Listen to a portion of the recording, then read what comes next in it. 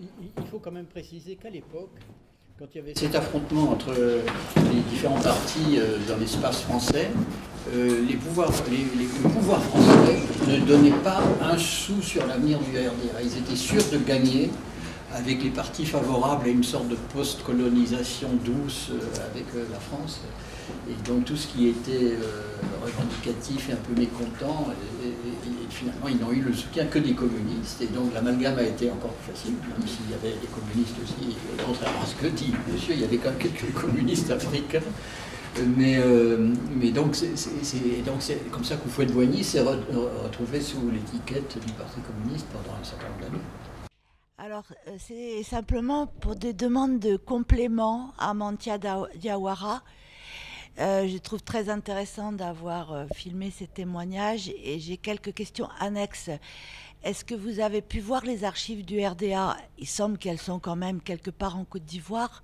Elles étaient avant rue La Bruyère, si je ne m'abuse, et elles ont été transférées en Côte d'Ivoire. Mais je ne sais pas exactement où. Est-ce que vous avez pu...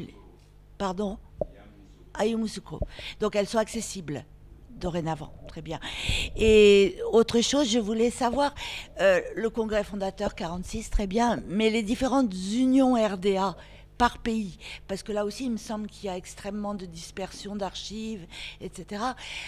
Quand et comment se sont fondées les différentes unions RDA?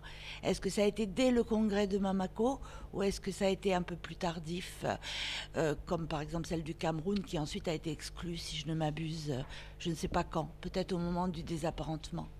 Voilà. Okay. Merci, Mantia Diawara. Je voudrais juste vous demander si vous avez prévu dans le film une présence plus importante des femmes. Parce qu'à part la femme de Doudou Gueye, il n'y a pratiquement pas de femmes qui interviennent. Alors qu'on sait que le RDA était quand même un parti fortement soutenu par les femmes, les militantes de base, les animatrices. Oui, donc je vais commencer par la dernière question. La présence des femmes dans le film, j'ai quand même à peu près, disons, plus de 90 heures. Et les premières interviews, c'était avec Jeanne-Martin Cissé, qui était la plus jeune femme dans le gouvernement de la Guinée avec Sékou Touré. Et ensuite, on a fait une séquence sur Awa Keïta du Mali. Et comme vous avez vu ici, Madame Doudou Gueye, qui est je pense que ce sont les femmes qui me viennent en tête pour le moment dans le film.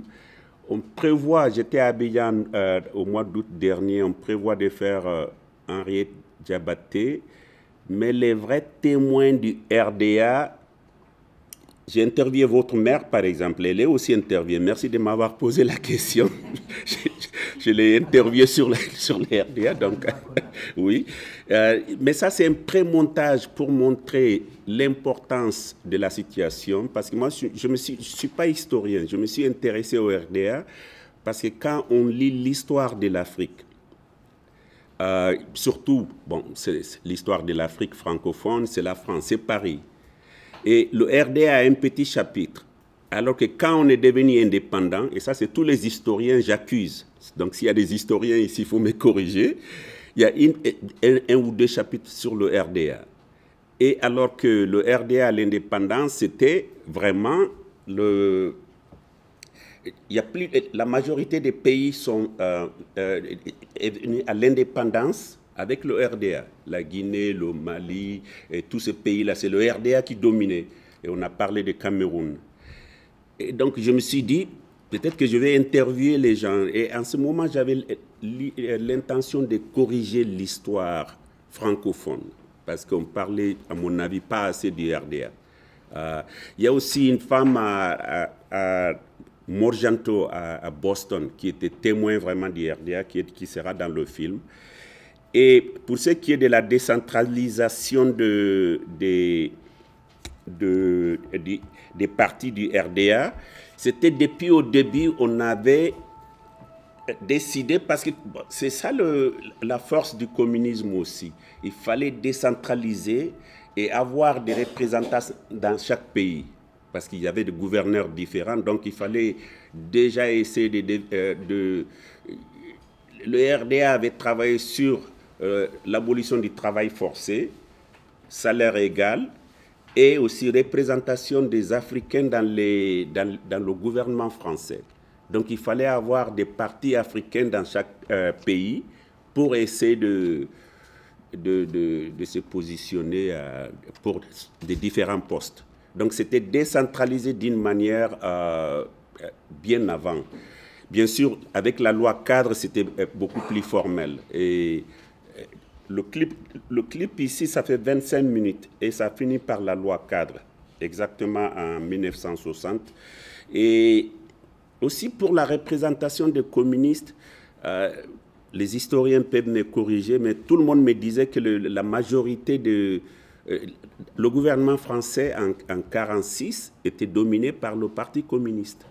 Et que c'est en 1948, avec les Américains, qu'on a commencé le désapparentement. Donc le désapparentement, qui est une grande partie du documentaire aussi, arrive où on commence à dire si tu es communiste, tu ne peux pas être dans le gouvernement. Mais qu'en 1946, les communistes étaient très très importants dans le gouvernement français. C'est ce que me disaient les Africains. Voilà. Donc, ils avaient porté l'essentiel de la résistance. Exactement. Et que l'Amérique a joué un grand rôle pour faire arriver à ce désapparentement. Ouais. Donc c'était le cas aussi sur place. Voilà. Sur place, surtout, c'était violent.